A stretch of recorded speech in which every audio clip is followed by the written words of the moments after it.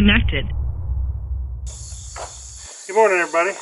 Today I'm going to install a accessory outlet on this thing.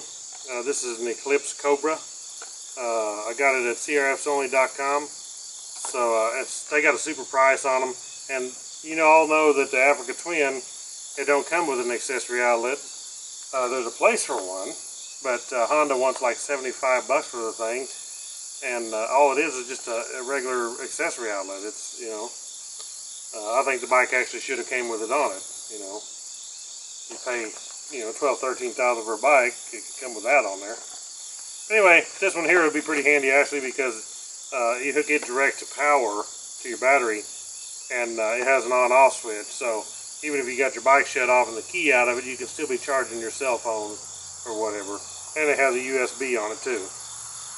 So that'll be pretty handy. We'll go ahead and install this thing and see how it is. But I know that Dale Heartland Dualsport, he put one on his and he likes it. So I thought, hey, that might be a good thing to get. Try out on mine. Okay, here's what this thing comes with. You got the actual adapter here with the switch on it, the USB and the adapter plug, and then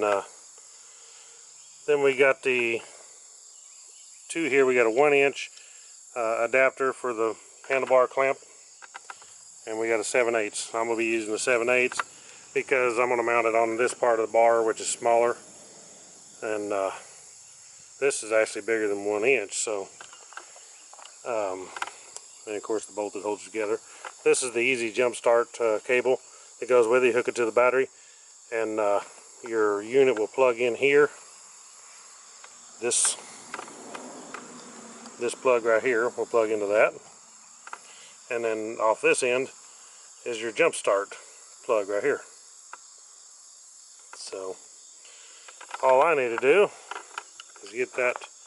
I'll mount this bracket right on here like that to hold this thing on, and then I'll run the wire down around.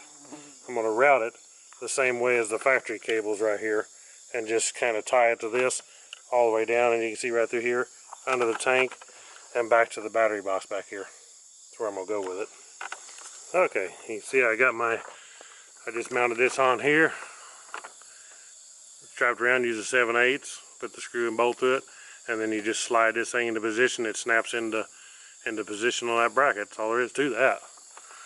And then all I got to do here is run my wiring harness down, follow this cable down under the tank, and hook up the wires.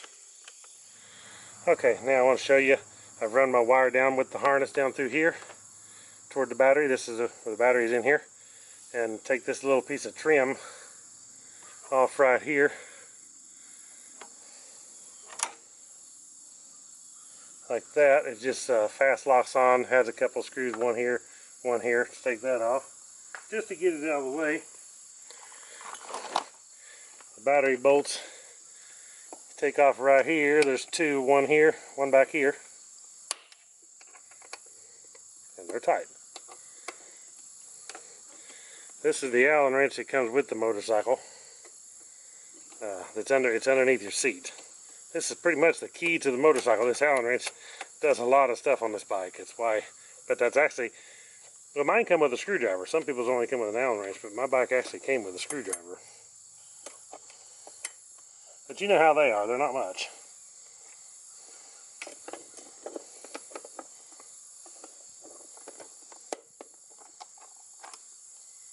Take those out like that. The bracket comes out there like that.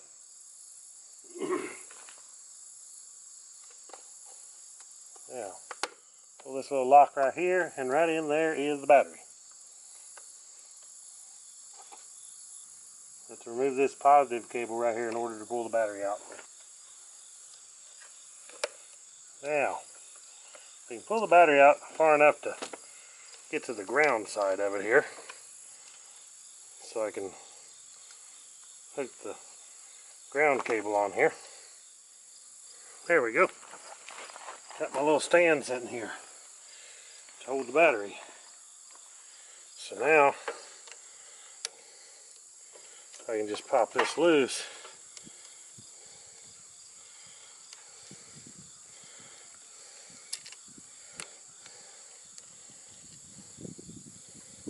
Put the ground cable on this side, which of course is your black one. Black wire. After I get it back, slid back in there enough I can get that in, I'll put the positive right in there.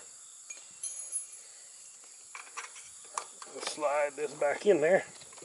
Now that we got the ground on. Just enough. I just wanted enough that I can reach this positive cable up over it and put it in there.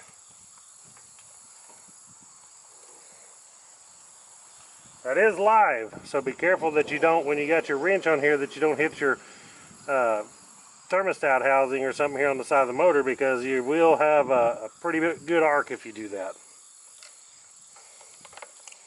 So you want to be very careful about that.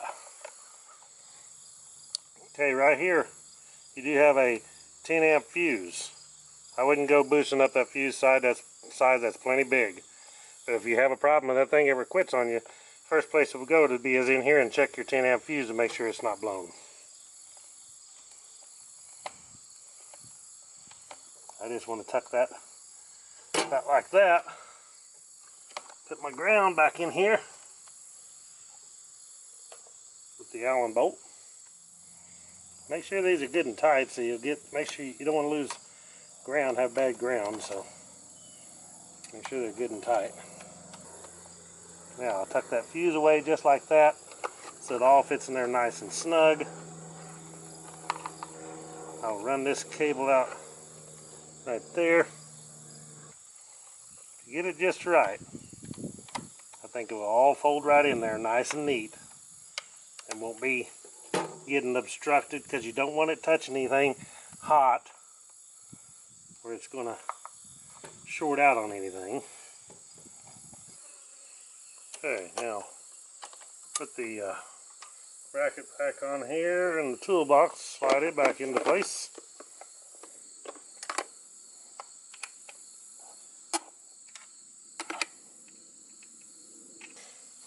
Have my little plugs right down here out of the way. So I need to power up to jump this thing. The cool thing about it is, if I go riding like with Dale, he has the cable, we can jump the two together and start the bike. I need to still tie my wires up right here, but then stick this back on.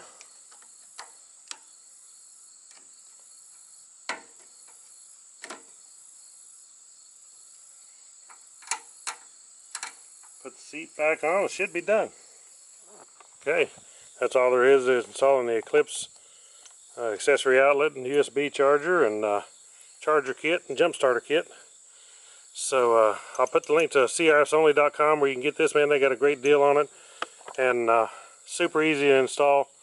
So thank y'all for watching Woodzman Dual Sport Adventures, and I'll catch y'all in the next video.